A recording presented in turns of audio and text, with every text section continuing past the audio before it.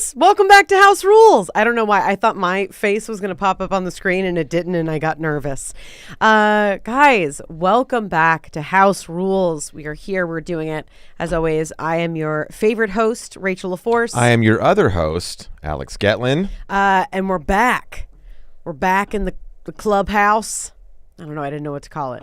We're back in the studio. We are here, after 3 weeks on the road. Some of you followed our journey, what a journey it was. I feel like I'm just in recovery mode. I'm recovering. I mean, aren't we always kind of in recovery mode in some way? What a spiritual thing to say. Well, I mean, it's 2020. You know, it's been crazy. COVID is still a thing. You know, I'm just saying, like, okay. What? Why is that so silly? I don't know. I thought you were being contrarian. Yeah. Well, it would be on brand for me. But yeah, this is what I'll say. By the way, we had a lovely honeymoon. It was great. I would not recommend anyone do a road trip honeymoon. I know, given the circumstances that we talked about, we just decided to do it because we couldn't. Did we ever tell the story about the 3 fireworks?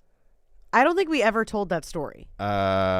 I don't know. Well, you can share it now. Okay, so long story short, when we were debating about switching our wedding, we knew non-negotiable at this point. We were like, we want to get married in 2020.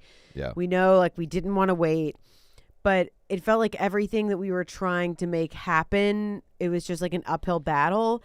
And so they banned all fireworks in LA, right? This is over 4th of July, remember? Yeah. So they banned all fireworks, but also LA is like, no thanks. Like, it's fireworks to us is like, it's like breaking bread. Like right now with like the shelter at home or like the safer at home orders, and people are like, dog, I'm not doing no that. Thanks. And so there's fireworks all night long, but it was so funny because you said something like, well, maybe we just shouldn't get married. And immediately there was like one very clear firework. Can I cut in for a second? Yeah. It was like a joke, by the way. I never once actually thought we shouldn't get married. It was like a very silly, like, maybe we're not supposed to get married. And then you're right. So yeah. So it was like, maybe we're not supposed to get married. And then you just heard this like loud boom, which made us laugh so hard. And then you went on to say something else too. I don't remember at this point what it was that you said, but it was like basically another affirmation like that. And then an immediate boom again. And a third one. And then it happened a third time. And I was like, as somebody who, I wouldn't say I lead my life by signs because I live on planet Earth, but I definitely... Do you? Some days, but I definitely allow them to infer me because I think they're very real and I think they're there to guide us, right? And if it's something that resonates with you as a sign, then it's a sign. You don't need to be like, well, maybe it's not. Maybe I just like decided it was. It's like, no, if that's the way you read it, that's what it is. So what I'm saying is that maybe we shouldn't have done all the things that we did because I feel just as tired, but I'm glad we're married. We did it.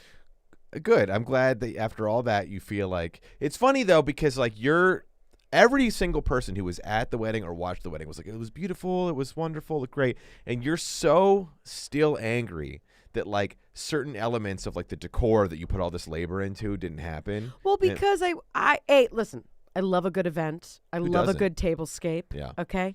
And I'm a Taurus. I'm a lover of all things good looking. Yeah. Textiles, florals.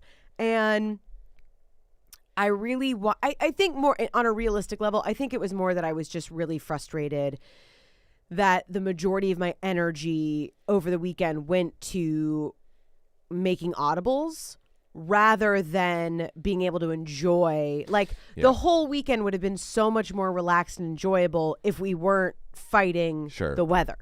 Like even Friday night, it was like everybody had to eat inside. Well, what do you do? You brought it up. You don't get to tell me now that I'm being exhaustive. I'm aware. It's not. No. Let me. Excuse me. It wasn't that. I understand. I understand. I just hope that you can still be excited about how things panned out. Nope. Yes, of course. No. What are you staring at? Because I feel like you're not focused on our conversation. The stream isn't on my page, so I got to fix that. Sorry. Okay. Well, does it matter? Can we keep it moving? All right. We'll just keep it moving. Yeah, I think it's going to be okay. Okay. Behind the scenes banter with us. Did you want to talk more about the wedding? No, I feel like we've done it. I feel like I think people are hip. Yeah, I mean, the past 3 episodes. By the way, guys, we are back in studio. We've got Joey, our engineer, here, per usual. Joey! The audio was much better. The video was much better. Doing it on the road was fine, but it's much nicer to be in studio and, all this. But you were excited about some news you read today. Yeah, well, okay, so a couple of things, so Biden, right, he's like picking his cabinet. Yep. And we're all in transition team, or has he picked his full transition team? So the team and the cabinet is still being chosen. Now, are they two different things? Because the transition team doesn't mean that you're necessarily going to move on to the administration. Correct. Wow. What a world. So there's been protests every day in front of the mayor's house. So BLM is very... Why the mayor? What does that have to do with Biden? I'm going to tell you. Okay, sorry. See how it works? No, see how it works? You do that to me all the time. But you were intrigued, and you're like, I want to know. Okay. Yeah. So Black Lives Matter Los Angeles is very opposed to Eric Garcetti, our mayor, being part of Joe Biden's cabinet. Okay. For various reasons. Right. His record on this and that, whatever. So they've been protesting every day in front of his house to raise awareness. Black Lives Matter officially opposes President-elect Biden bringing Eric Garcetti into his cabinet. Okay. So and it's funny because there's a wall of cops around the mayor. I just see it from their Instagram feed, but there's like a wall of cops around the mayoral mansion every day. Mm-hmm. And then across the street, they're there, just chanting various anti-Eric Garcetti things. I don't know why you would want people in your cabinet that are literally sinking a ship. And by ship, I mean California. Well, it's going down the pipes. So BLM is raising awareness, or I don't know what their official agenda is exactly beyond they don't want, like, why the nuances, I could guess, but I haven't done the deep dive. But, again, I don't think, like, I know from the outside, it's like, well, why would Joe Biden pick a mayor that ruined a city, right? But, Eric Garcetti is a very powerful Democrat. And yeah, I mean, I get it. I understand, like, the optics on it. I think it's, silly. Complete hogwash. Yeah. So, okay, so he hasn't picked his full cabinet yet, but he has to pick it before inaugural day. I believe right? so, yeah. Okay. And then I haven't even looked into, I was just pulling up some articles on everybody that's, like, kind of, like, rumored to be the picks, right? And then they're all, like, or not all, but some of them are major heads of, like, tech and entertainment. Yes. Another big shocker. Yeah, I think I have to look exactly, but there were, like, people who were, like, the CEOs or presidents of, like, Uber, Airbnb, some other, like, big tech conglomerate, which just, again, it's corporate elites taking care of other elites. I mean, it's not, I don't know. It's Target being open when a small restaurant can't even feed people outside. Well. When we went to Target, I was like, I've got a couple of bones to pick with Target, but really quick. You love Target. My man Joe, is there a way, can you, my sound feels like it's far away. Yeah, same. Or is it reading normal for you? It doesn't sound bad. It just sounds distant. Yeah, it's actually the same for me. I just didn't want to interrupt because I didn't either, but I just thought maybe we would take a second. It's okay. We're going to make this the BTS episode. Guys, we're back from... But we'll keep talking. I just wanted to bring it to your attention, but if it sounds fine on your end, no need to freak out. I think it'll be fine. Yeah. Okay, so let's do Target, and then I want to get back to Biden, okay? Because you love Target. Or you used to. I do. I don't know enough about where all of the money goes. Like, that's kind of been a big thing for me. I'm going to throw 4 stores at you. You rank them best to worst. Okay. Just based off of their product or based off of where the money's going? What you feel in your heart. Oh, okay. Crate and Barrel. Oh, okay. Anthropologie. Okay. Target. Okay. Joann Fabrics. Ooh, this is fun. It's the Mount Rushmore of where Rachel likes to shop. Okay. I'm going to say Target's number 1. It's for the everyman, okay. you know? They've got higher-end products. They've got lower-end products. You can find them anywhere. They normally have a Starbucks, well-lit, lots of places to sit. So that's going to be number 1. Number 2, I'm going to go Joann Fab. Number 2, okay. Because I'll tell you what. You're saying Target's the best? Yes. Okay. And Joann Fabrics, just a lovely place and a way to spend an afternoon. Yeah. Because it's never very busy. I've never been in a Joann Fabrics. Well, I would say you're not missing much because you would be there and be like, I don't know. Like, what am I going to do with all this? That's exactly what you sound like. But what a fun day for crafting. Yeah. And then Crate and Barrel. Yeah. What was the 4th one? Anthropologie. Yeah, I love Anthropologie, but I still, every time I'm there, I'm like, I feel like we're charging about 30% more for all of these items than we really need to. Back on the Biden thing real quick. Our friend Ricky from Ricky Rants, he said Biden doesn't want to fix things. He's in there to double down on serving corporations, period. Oh, 100%. Which, yeah, I mean, 100%, which was the only reason why I understand why all of my heavy Dem friends were all about, you know, when it was really getting down the wire. And obviously I want to always educate people to vote. Okay. Let me be very clear. I'm not anti-vote here. But when it was just kind of a little over the top of singing the praises of the Biden-Harris ticket. Yeah. And I'm going, you know, like, some of you live out of your cars and drive Uber. I don't think that, like, you know, there's still a lot of problematic issues with, you know, capital D Democrats. There's a lot of issue. Well, so Ricky, I got to look more into this, but now that the election's over, we can all think about it. We've got 4 years to decide what we're going to do in 2024. And I know Ricky's been pretty involved in the People's Party. Right. It's a new third party option. Right. Which I know people always like roll their eyes. It's a waste of a vote and this and that. But like, if you're like either of us who are pretty fed up with either party, you know, I just voted Libertarian because I'm like, I don't know, why not, right? Well, you could have done something different, but okay. But I didn't. I chose. You are your own man. And I always will be.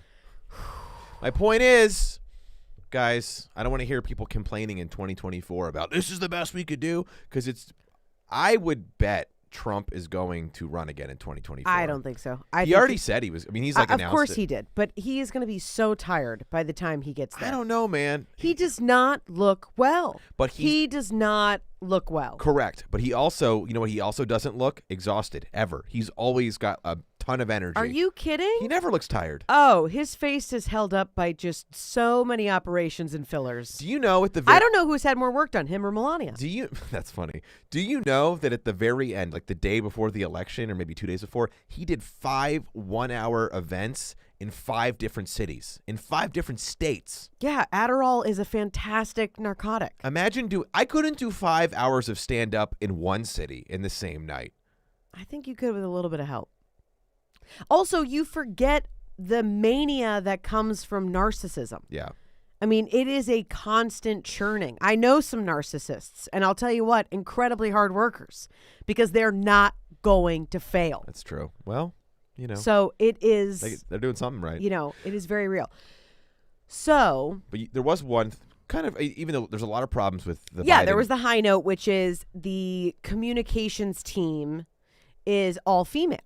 Now, I've not read about them. I don't know, but it's 4 women of color and 2 other women, 2 white women, right? Well, you'll find this interesting. So they announced, CNN and Washington Post and all these major. I know, but can I say what you and I laughed about earlier? Yeah, sure. So when I was like, oh, well, that's at least promising, you know, because that's actually what I think the Biden-Harris ticket's going to do, is they're going to do a little bit for you and a little bit for me. Right. So, but a little bit for us is just this showmanship, which again, that's a major, major move. That's never happened before. That, I mean, and to see that many women of color. When you say us, you mean like white people? Or? No. I'm saying the Dems that are like, we're going to change things, but really they're not. To Ricky's point, it's going to be all corporations, but they're going to do enough to service the people for the media. Sure. That's what, if they're smart, that's what they're going to do. Yeah. Which still is better than not, right? Well, so I don't want to, you know, it's a beggars as choosers, like anything at this point to me. You know, sorry for those of you that are still licking your wounds from the Trump loss, but I am not one of those people. Right. So, you know, I am elated to have anyone else speaking. That's fair, yeah. But I do think that's kind of what we are going to see, because ultimately, but anyway, so I told you that and you go, I'm going to butcher it, but it was so funny. I was so sad you didn't say it live. And you were something like, oh, great. So it's a bunch of women that are going to communicate. And it's going to be like, oh, how are you feeling? I'm fine. Okay. Yeah. Well, so, it's that's what it's going to be. They're going to be up there like giving like a press event, and then the press is going to be like, why didn't President Biden sign the thing? It's like, why don't you think he signed it, right? Yeah. Like just all passive aggressive. Maybe like, you can ask yourself. Yeah. Or they're like, no, it's fine. No, nothing's wrong. But this nothing's wrong. I am fine. Okay, we're fine. Biden is fine. Everything is fine. Okay. I don't know why you're asking, and you were in my face, and I don't like it. Yeah. It's gonna all be in emojis that they're just like communicating. We're just gonna get updates, all their periods of sunk together. Well, hold on. You're gonna I want to hear your response to this. Okay. So it was announced by all these left-leaning publications how great this, and I agree, it's progress, and all female, anything in power is nice to see. I mean, if I was a woman or if we had a daughter, it'd be great for her to see a role model, etc. But Kayleigh McEnany, whatever her name is, Trump's press secretary, right? She tweeted out, President Trump already had an all-female senior White House press team. So does Vice President Pence. So does the First Lady. So does the Second Lady. The completely discredited Washington Post once again reveals their blinding propagandist fake news policies. So, but maybe that's true. Maybe Trump did. I don't know. I haven't looked into it, but maybe he did have an all-female. No, he didn't. He's had a lot of females do his bidding. Yeah. But do you know how many people came and went? I mean, again, the fact that they let Kellyanne Conway speak. Yeah.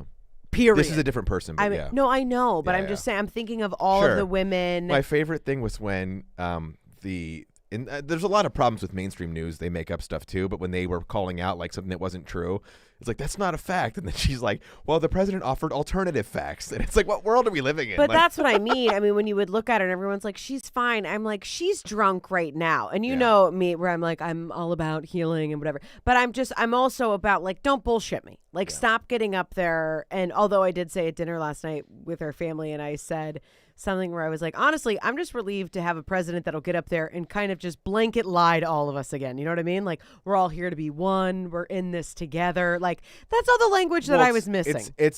They're less incendiary lies, and they're more politician normal type lies. They're the American propaganda that we all bought into, that we were all, it's like, just give me that original American dream, I think for you, your biggest thing, if I were to speak for you, which I don't plan to, but I'm just saying, right? Your biggest thing is like, you don't want a president that makes it normalized to talk like a douchebag, to just say mean things. Like, you want them to you bring back like a presidential demeanor to the office. I think I want somebody there who doesn't degrade what their position is. I think that it was rude. I think that it was stepping on everything that our country is actually built on, which are problematic. You know what I mean? Like, we just did Thanksgiving. Like, again, like, Columbus didn't discover America. It was here. Okay. Yeah. Like, he just found it because he thought he was going to India and like went the wrong way. No, he landed in the Caribbean. Amerigo Vespucci discovered America. Do you know why Columbus is like a thing? Do you know how this happened?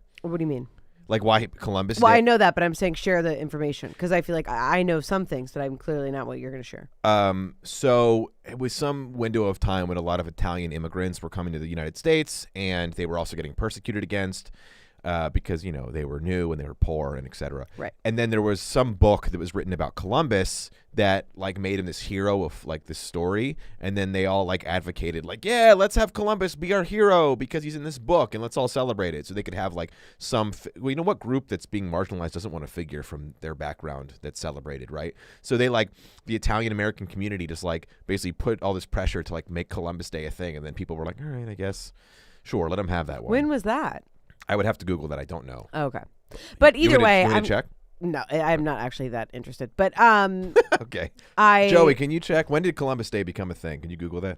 All right. But the point being, I both from a place of like spiritual work and from experiencing this last 4 years, have really begun to accept the reality of our government is not the reality that everybody else lives in. Sure. And so I see it on a spiritual level of like, yeah, we're going to continue to lie to the people, essentially, right? And we're really just going to do what's good for us, but we're going to tell everybody else that this is good for them, and then everybody's going to duke it out in the media, and it becomes the blame game, right? What did I say last night at dinner where I was like, I don't remember. Something about the meme? Oh, yeah. It was something, you had a great... Beyond the meme. We got to start writing these down. I was something like Beyond the Meme, where I was basically just talking about that I think that everybody has just been looking for somebody to blame, and that I would have friends like far left or far right, and depending on whatever happened in the media. Oh, really quick. October 12th, 1792, the first recorded celebration of Columbus Day in the United States took place Well, that doesn't match up with the story I told. But I mean, it's on Google. I'm not saying that's inaccurate. I guess they just decide. I don't know. I'd have to. Either way, we've moved on. But Wait, click on that one. When and why was Columbus Day created? Let's see here. No, that doesn't tell us. All right, we're moving on. Okay, thank you for trying, Joey. I guess I'll have to do more. Well, Joey did his job. We bailed. We bailed on it. Joey knocked it out of the park. He found exactly what Google told us. But anyway, so this is my thing. Well, I want to finish what I was saying. Please finish. There'd be an event that would happen in the news, and depending on if you sit on the left or the right, your meme would reflect that thing. Yeah. But it's such hypocrisy because if your team would have come in the other position, then you would have posted the opposite person's meme. Right. So it just was this thing that I was like, oh my gosh, this sounds so gross coming out of my mouth. But like, what a human kind of like futile thing that we're all doing, like not slowing down to see that we're all playing the same game. Everybody's just coming at it from a different, like everybody's wanting to win or have this sense when ultimately it's like, to what you always say of like, you have to start in your local communities of like, you're not going to teach anybody through this meme. No. You're not sticking it to anybody. And what a fruitless endeavor of this back and forth. And I hope that Biden and Harris, if nothing else through their language, going back to what you were saying about Trump, that like, yeah, for me, conscious language is so valid. Yeah. But it's also like I'm asking politicians to use conscious language when like they're lying through their teeth. But the thing, anyway, yeah, the issue I have, and so this is why Ricky Rance and I are, buds over this stuff, is because like these people who we keep electing, they're just like pro-war on drugs, pro-corporatist leadership. Like they might be more statesman-like, and they might have some more progressive policies and a little bit of here, a little bit there. But like the stuff that I think really matters, like bombing the shit out of foreign countries when we have no reason to be in the Middle East, or like locking people in cages for small amounts of drug possession, like that's just not changing. There's nothing that's being pushed from the. Well, yeah, because again, if we were actually acting from a place of humanitarianism or morals and values, we wouldn't have the system we have. Again, Target would not be open. That is so many people in my way, have no care of distancing, like. That's the thing. All of that it's like, that's okay to be open and everybody's there. I mean, it looked like any other year. Had people not had masks on, it looked like any other Sunday in America, people going out and Christmas shopping. But then it's not okay for restaurants or small businesses to be open. But that's also why I understand now that, the people that are either like anti-masks or like they're taking away all of our freedoms or this or that. And why it makes me angry is COVID is a very real virus, and its threat should be, or I don't want to even use the word threat, but it's risk. It's livelihood, because it's alive and it's real. Yeah.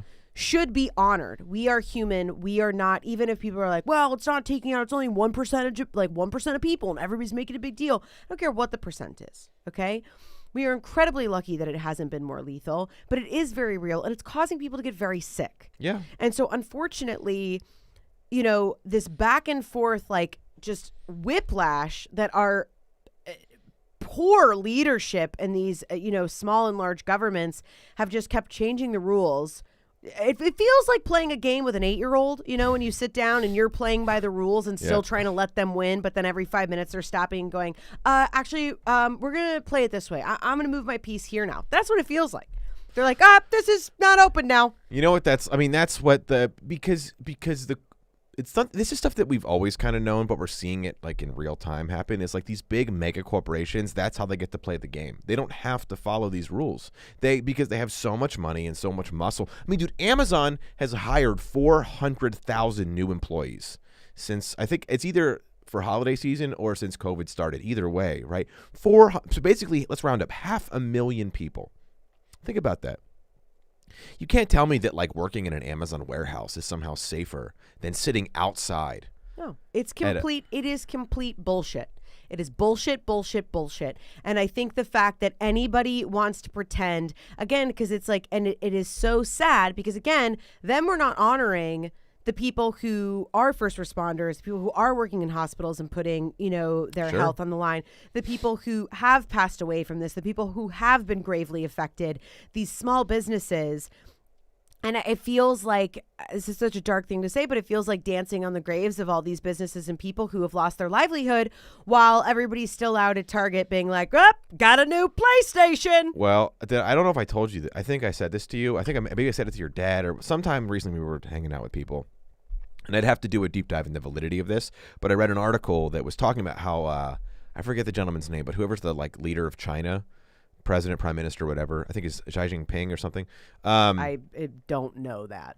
I have to look. I try to stay on top of these things. But either way, he was trying to float out this idea that there's an invisible QR code that you get tattooed on you, and it tracks your vaccinations and things like that. So you can't. Well, and it didn't happen so far. But he's trying to put international pressure for countries to do that. Right. But what I think is going to happen is once this vaccine, whenever whoever, Pfizer, whoever gets it through, it's going to become a thing where it's well, you don't have to get the vaccine, but that you can no longer fly on this plane, shop at this store, and they're going to make it where pressure employers. Oh, if you do work at Amazon, you have to, and then it's just going to be, it's going to be trying to not have a phone. Yeah. Oh yeah. 100%. What do we do? But we talk about it from a place that's real rather than going blue team, red team. That's what we do. Yeah. And I'm Team America. And well, I'm team no bullshit. That's the team that I'm on. And that's the thing that just makes me sorry, I got a text from my writing partner Casey that just said, "How's your marriage?" Still going, Case. We're still kicking it. Ring is still on. But do you want to tell everybody about when you lost your ring? I did leave my ring at on the side of the shower at a hotel, but they mailed it. This is so full disclosure, this is not the official ring. When I was ring shopping, I'll just do a tangent here. Sure. I didn't want to buy an expensive ring. To me, why would you? You know what I mean? It's symbolic. I don't care. Lifelong commitment. Who cares? So I bought this it's called tungsten. It's a very dense, sturdy metal.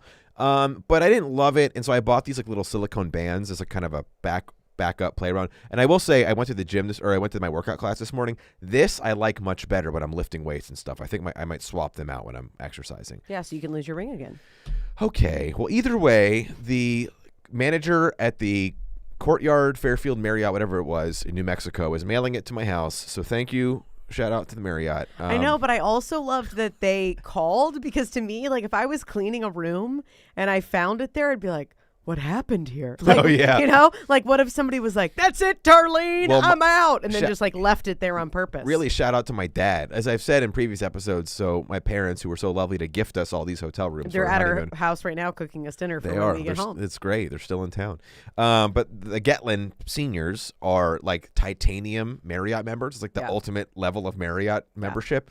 So they called my dad right away because he made the reservation. Right. Mr. Getland, we found this ring. So then he calls me, and you're in the car. We can hear it on speakerphone. It's you left your ring, dude. No, it was great because it was maybe only an hour after you realized that you left it. Yeah. And I was in the car. And I was like, oh, damn it. Honestly, my reaction was, I'm surprised it only that it took this long. But the reason is because the ring's a tad loose. So when I'm it stays on, but if I'm scrubbing, it literally has flown off my finger. Yeah. So I have to take it off when I shower. Yeah. I think what I need to do is, before I get in the shower, set it on top of my cell phone, an item that I'll never forget, and then put it back on when I'm out of the shower. That's funny. I don't know why I just saw an SNL sketch in my head of just it's called a forget-me-not, and it's just something that hangs on your phone, so anything you don't want to forget, then you just put it in there so that you never lose it. It's not a bad idea. But it's largely, it's comedically large, right. Don't want to forget your kids at home? Get a forget-me-not. Just a toddler connected to your phone. We've got about 20 minutes left. Well, yeah, I was done with that bit. I feel like it kind of lived and died. I was going to say, did you want to keep talking about the Biden stuff, or do you want to? Yeah, we can move on. But the last thing, I'm excited to read about the all-female communication team. And also, though, I know, all jokes aside, women are the most clear communicators. Now, as a blanket statement, let me say, there's a lot of women I know that do that. I'm no, I'm fine. I'm fine. This is fine. Yeah, no, burritos are great. You can totally go with your friends. I don't care. What would it like? Okay, let's do an act out here, right? Okay, you're that press secretary. Let's just call her Bianca or something. Actually, there's a woman. Her name is Jen. I don't remember her last name, but I was googling it. But it's funnier to make her like like Daytona, like some silly name, right? Okay. Daytona. Yeah. Okay. And I was like, Miss Press Secretary. So why hasn't the president fully endorsed a COVID resurgence plan? Okay, maybe you can ask yourself that. We're working on it, and it's none of your business. I feel like you're just doing the character from Schitt's Creek. Oh yeah, Alexis. Ew, COVID. Ew, David. I love that show. Anyway, yeah, I'm excited to. I think it's great. I love seeing movement towards that. There was like a breakdown I saw recently of Congress from generations. So like millennials, baby boomers, the silent generation, and I mean, baby boomers are still the majority, but it was really cool to start to see this new kind of reflection of people. But I also think, I don't think that government is ever going to change significantly. Yeah. But I do think we will see a change. Maybe this is idealistic, but I do think we'll see a change for the better because our generation has been like the whipping boy of society. Meaning, because everybody's had so much greed, etc., we got screwed with 2008. Yeah. Some of us lived through 9/11, got dragged into a war. We, it's like now with COVID and everything else, like I feel like our generation's like, yeah, we're going to do things a little bit differently because you guys like really screwed the pooch. Well, I'll tell you what I think is going to happen in our lifetime. What we're going to see. We're going to see a massive drop off of college enrollment and a huge shift back into technical training. Right. And even stuff like I've been trying to learn I am learning the Adobe suite because I just realized in our world and in a lot of things like media creation that you can do it yourself is so valuable now. Yeah. So like and you're with like your flower business, like there's going to be a huge upswing in that, a huge upswing in people piecemealing together lots of different work. I think it's going to be much more rare that someone has like a career that's like one thing their whole life. And I also think we're going to see a huge shift into cryptocurrency. It's already happening, but I think it's like, I've been like reading a lot about this, and now like people our age are like starting to really throw little bits of money around here and there at these new. I know you're really into it. Ours Dude, is up 7%. No, now it's up like 16%, but the other day it was down like 9%. Yeah. It's very volatile. Yeah. Like a woman's emotions. There you go. Right. We can't control it. I'm on my period. The way I think you treat crypto, our dear former guest, Free the Dust, Guido, who took our wedding photos, which we will have ready soon, hopefully. He's big into crypto. Yeah. And he was saying what you got to do with it, you got to, whatever money you put in crypto, you got to throw it in there and not plan to look at it for a couple years at least. Like just let it sit and then come back to it when you need to pull it out for an investment. And it'll probably be more than it was. Well, what I think is interesting about crypto, and I am thinking this out loud I'm saying it out loud as I'm thinking it, so stay with me. But, I know it is backed, like the ledger. I understand this whole idea, and I'm not going to explain it to our listeners because you guys probably know more about Bitcoin than I do. And if you don't, there's a lot of really great documentaries on Netflix that'll explain it way cleaner than me. But, we're printing all this money that is basically, it's literally monopoly money. Right. Because there's no gold to back it up. Exactly. And people, luckily you and I don't have any debt. And well, you have a tiny bit. Student loans. I got to get them down. I mean, who doesn't? Well, I don't, but a lot of people do. I do. Yeah. $9,000 still. $9,000 still. It's a lot. 10 years later. No, I mean, 12. Here I am. When did you graduate college? 2008.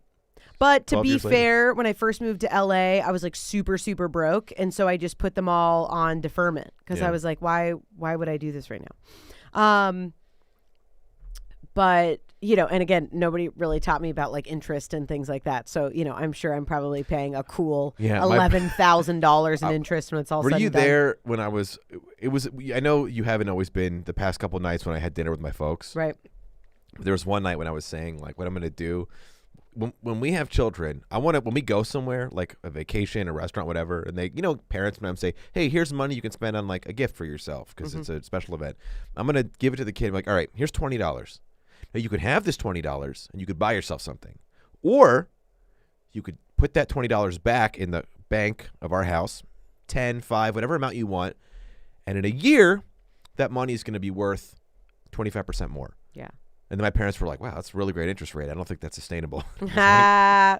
Especially because I would be like, or you can go to Marshall's, see if you can find it cheaper, and then you'll be excited with yourself and you'll have instant gratification. You know what I mean? Because you don't know how long you're going to live. You know what I mean? So spend it now. Spend it all. Don't save anything. Don't plan for the future. Why I hate that phrase. Live every day like it's your last. That is such a stupid. Oh my! I tried to write a stand-up bit. I never could get it quite poignant enough. But I always thought that everyone's like, live every day like it's your last, and I'm like, why? That is, first of all, that is completely non-sustainable. Yeah, okay. Right. When you ask people like, what would you do? Some people are very sweet, right? And they're like, I would spend it. I would call the people I love. And I would let them know, and that's I would spend my last day in Harmony. And then you get people where they're like, I'd just like have sex with everybody. You know? It's like, I would punch my boss in the face and shit on the desk. Yeah, and it's like I don't think you want to live every day like that. Yeah. In fact, because it would probably take away some of the thrill of shitting on your boss's desk. It'd be so you know what I mean? It'd be so exhausting. To live every day like it's your last, that means you have to go through all of the money you have. You have to eat all your favorite foods. Like you can't miss out on anything. I mean, think about that's so much pressure. Yeah, right? All the people that you want to call and say you love, all the people that you want to tell off, all the, I mean, knowing me and my anxiety, if someone said like, this is your last day, live it like you, it would take me so long to decide what things I want to do that the day would be over. In reality, it would be so overwhelming. You would just. Well, I know, but I was going to do a comedy bit, but okay. You just. I ruined it in the face, okay. right, Joey? Punched me in the face. It'd be kind of funny. What if like the Biden-Harris team goes like full intersectionality, and then every different like they have the communications team. It's all women, right? If they just pick like, all right, so the agriculture team, like it's all like people who are Hindu, and like the urban housing, it's all people that are disabled in some capacity. Like I know. I just imagined like it's just like dun dun dun dun, and it's like just almost like superheroes. Like it's like the ladies communication team, and everybody like puts goes back to back, and it's like. It's like heart, wind, fire, like that. I mean, that it is so diverse, which again, I have been wanting, because if you're representing America, white men is not the representation of America. So I'm incredibly grateful. Exclusively is not the representation. Correct. Yeah. And, so I am beyond excited to begin to see so much integration of different experiences in education and race and gender and all of these things. You know what else? There was a moment of progress for ladies, for women. The first ever female played in a college level football game officially. There was a woman. She was a kicker for Vanderbilt. Oh, really? Against Missouri. She did not do very well, but she did play. And she's not good. Vanderbilt lost 0-41. And, oh my God. And apparently her kicks were like very not great. But she played. She, That's so funny. She did it. She got to play on an all men's football team for Vanderbilt for a game. That is so funny. But I mean, she's like 6'2" and a pro athlete for the college anyway. I think she plays soccer for the college or something. Wow. But it's just like, look, 6'2". Right? Could you imagine? That is so much to yield. Yeah. I'm 5'8" and just always like, slightly out of shape, and I'll tell you, it feels like a lot to carry around. If you're a tall woman, I will say this: if you're a tall woman, you kind of have to play sports. Like society just throws that at you, like, all right, this is your lot. Or be the one woman on Game of Thrones. I didn't watch it enough, so I don't know. Oh, gosh, I wish I knew her name. People who do, they get it. They're laughing. Well, I've seen bits and pieces of it. None of the women are tall on that show. Oh, no, there's one woman that's like in later seasons. I don't know what she is, okay. but she's like one of the advisors or something. I don't know. Somebody's watching right now and they know, they can tell me. Ricky brought up a great point, by the way. What's the optic representation when there is no class representation? And that, I do appreciate that. And that's interesting. That's one thing that I always, and I don't love all of like AOC's policies and stuff, but I appreciate, like, I think she's like, what she's achieved for herself is pretty impressive. And I really dislike when other people try and use it. Well, she was just a bartender as like a jab on her, as if it's like some slight. It's like, hey man, she probably understands like the plight of the working class way better than like 90% of Congress. Especially because most people who are saying that are like, halfway through their Budweiser and like, not using their own education. Well, it's just so obnoxious. It's like, okay, she was a bartender to get by. It's not like that's all she's good at. Like, it's what an absurd thing to. Well, it's just dismissive. I mean, that's the other thing, like kind of talking about beginning to look at all of this, attention economy and our political climate and, this kind of monopolies of tech and entertainment companies that are, and social media companies essentially that are literally, I think, yielding more power than, I mean, the fact that, what was it, the Bezos, where it was like he could right now give over $105,000 to every single one of his employees, and he would still have the same amount of money that he started with when COVID started. Yeah, something like that. Now, part of why, and you just said that he just hired almost 400,000 people. So even including all of those people, he could pay every single Amazon employee $105,000 and still have the same amount of money that he started The thing with. that's also a little frustrating on like my end is, so we got this other project we'll talk more about in the coming weeks because we're about to shoot it. It's very exciting. And I had to go out and buy some equipment for some various things. And a few things I got at Best Buy, which is still like a mega big company, but it's not Amazon at least. But then other stuff, like I literally could not find it anywhere except Amazon. Well, yeah, but that's at the fault of Amazon, not at, I mean, that's where it's like, well, these small businesses just don't have it. It's like, yeah, because of Amazon. Right. It's chicken or the egg. Like, it's not, and I'm not saying that there isn't anything wrong. I mean, this is what I was talking about at dinner last night too. We have very heated political discussions at our dinner tables with our family.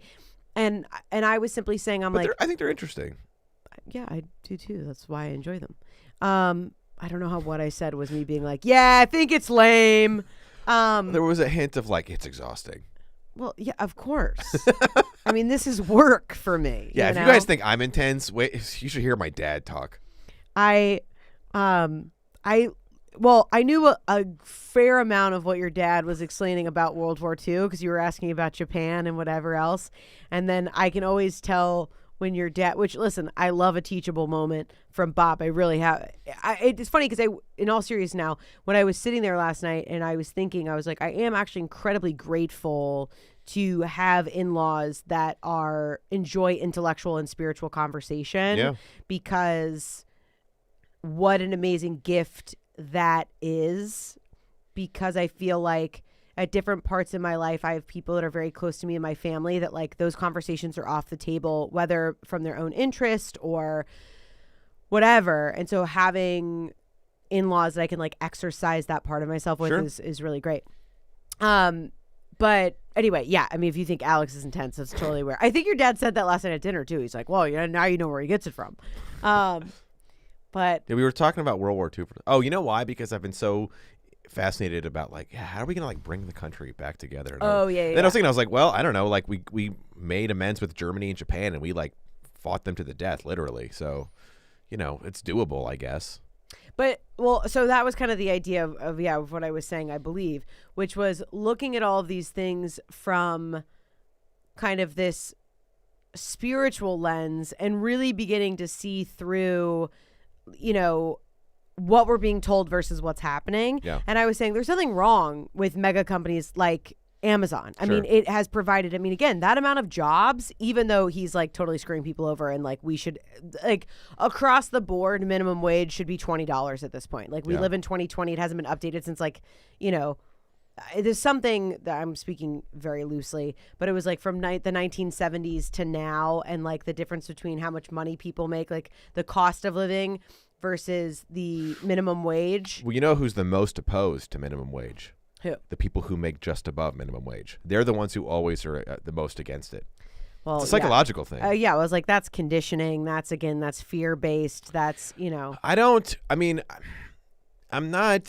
always a little wary of like erroneous government intervention on day-to-day business stuff, but people, I mean, like, let me say this. Ethically, everyone should get paid a livable wage.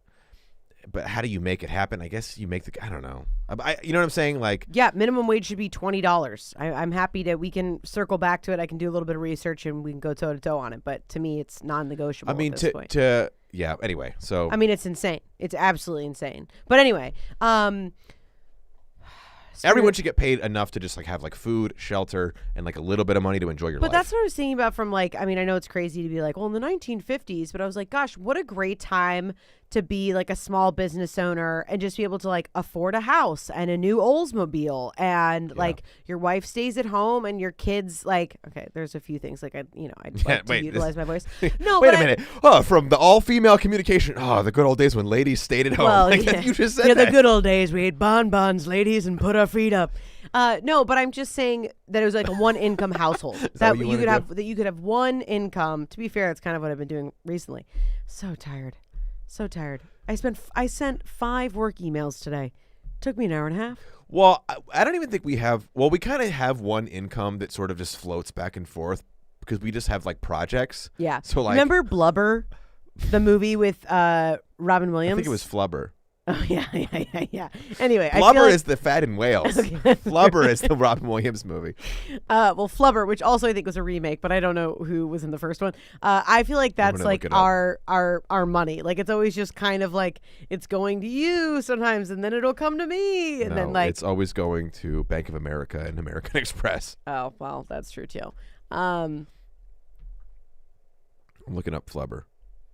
I was also just thinking we have more packages coming, and I got excited. For our wedding?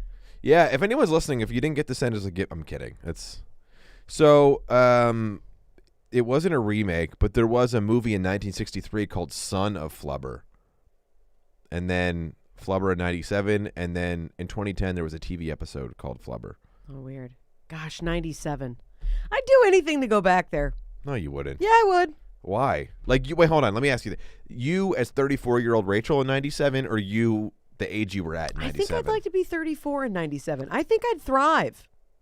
Yeah, but everybody says that because you can't. That's a false reality because you know too much about the world. Well, sure, there's not somebody here who's going to grant that wish. If tomorrow I wake up and I'm 34 in Well, okay, 97, I'll report back. If you were in 97 right now, what would you? What's the top 5 things you'd want to do in 97? Oh my gosh, I'd be driving just like a little Jetta convertible. Okay. You know, and like just listen. You could do that now, by the way. I'd be listening to Jewel. Still doable in 2020. Yeah, but you can escape because there's no social media. There's no like it. We do dream about the world without social media, sure. Yeah, like I feel like I have a pretty healthy relationship with social media, and It's okay. I spend a lot of time on it, but also the majority of our work is funneled through social media. Oh, somebody just mentioned The Absent-Minded Professor is the original movie. Thank you, Robert Hoogekirk. I don't know who that is. But, thanks, Robert. Thanks, Robert. That's awesome. Do you know this, Robert? I do not know Robert. I'll look it up. I mean, thank you for whoever you are. I don't know if I. Anyway, I feel bad that I don't immediately remember you, but we appreciate you watching You the also podcast. could have just I don't know why you made it weird. I know. I'm sorry. How are you Rob. in social settings? This was virtual. You don't even have to pretend. It was just a weird thing that came out, and I'm embarrassed by it. But anyway, okay. So driving a Jetta, listening to Jewel. Oh yeah. Not Spice Girls. No, I'm 34. I'm evolved. You know what I mean? I want to listen to like a real woman sing. Okay. You know? I'll tell you what, Jagged Little Pill, still the best album of all time. I don't know if I'd say that, but it's got good replay value. Well, you know, in the road trip, we listened to a lot of 90s music. Yeah. Actually, most of it held up. You know what did not hold up? Early 2000s. Oof, rough. Wow. It Really was bad. Bad. There wasn't even like excitement for either of us of like, ooh, remember where you were when you heard this jam? Well, we did I downloaded like the generational playlists on Spotify. 50s was kind of fun. I felt like I was watching Goodfellas. I really liked it, but you were much quicker to some of move them on. well, it wasn't like exciting. I was like, it was interesting. The 60s, 70s, 80s were all great. Those a lot of classic hits on classics. those. 90s was like, oh, it's taking me back. A lot of Third Eye Blind and that stuff. And then we got to the 2000s. Hootie and the Blowfish. Yeah, 2000s, and it was just bad, dude. It was real. I mean, it was really bad. It was like corny songs by Usher and like just and just Sierra. Yeah. It was just like, move your body, girl. Yeah. Remember that? Yeah. It was so just, bad. Yeah. It was. So you would not go back to the 2000s? No. In 97, is there any like event? I know you might not remember the exact year, but like in that kind of window of time that you're like, I wish I could have seen that. No. Okay, nothing? No. I mean, I can't. I just feel like I feel like me, 34-year-old Rachel, at like as evolved as I am now, being in the 90s, like I would have crushed just like having like a cool column in a newspaper somewhere, and so like your daily vibe post on Instagram. Yeah. So you're doing that now. I know, Just but digital. but it would be way cooler in 97 because I would be like making a livable wage doing the same thing that I essentially do for free on Instagram. But you can make a livable wage. It's going to take a lot of time and hard work. But yeah, so why would I want to live in 2020 when I could live in 97 and have this Jetta that I bought myself in cash from my writing job? I just feel so you in 97 is it's like what's that Sex and the City? Wasn't she like a writer in like the 90s? She's like a sex columnist. Yeah, Carrie Bradshaw. So you're Carrie Bradshaw in 97. Yeah, except they put Carrie up in this incredible flat that I was like, there's in New York. Yeah, she affords that? I don't think so. Maybe. And she always dated men that wasn't good for her. Well, they had to make the show. I never watched it, but they had to make the show interesting. I never really I do watched remember it in either. high school, a lot of girls I knew were like, if you want to understand ladies, you need to watch Sex and the City. Oh, and then my gosh. What an evolved point of view. You know what I mean? Thank you, Sarah, with an H. Have a seat. And then I had like guy friends like, I'm telling you, bro, watch the show. You'll learn stuff. Oh, my God. I will tell you the ages between 17 and 23, so glad to not be there. Because everybody thinks they know something. It's the dumbest group of people you've ever been around.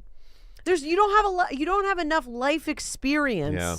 That's what I mean when you're saying that to like just being like, no, bro, like you're really gonna like learn something. No, you're not. That is a made up show of women that are playing younger than they are. Yeah. In these absurd scenarios. Well, at that age window, I was like obsessed with Entourage. So of course you were. So I feel like if that was the who did you feel like you identified with? I don't know if I identified with any of the characters specifically. I mean, I thought Ari Gold was like he was the most interesting on the show for sure. Oh, for sure. I mean, Vince was a prop. Like he wasn't interesting at all. There was no development. There was no boring. depth. Wet fish. Turtle was interesting. I kind of. Do you know the story of my friend who got kicked out of a basketball league? I think you've told me this. Okay. Yeah. But Ari Gold's character made the show. Apparently, Jeremy Piven is like a real douche. I don't know. I mean, I shouldn't say that because I don't know the guy. But I've heard stories, which here I am spreading rumors. But E was always my favorite. E was cool. And he was grounded. He just wanted what was best for the crew. I feel like, I mean, of course, my college boyfriend, also, like, I watched so much Entourage. Looking back at it now, I feel like I'm the most similar to E on that show. Like, my personality. Yeah. What do you think? Because he kind of fell hard for that girl in the beginning and was like kind of, but he was a lover businessman. That's kind of me. But what's interesting is you are this weird split between ladies' man and then, like, when you fall hard. So almost this vibrato of, like, Doesn't that you affirm love how ladies. special you are? Of course, but we all know that. You know what I mean? We knew that long before you showed up. I'm kidding. It took me a long time to learn that lesson.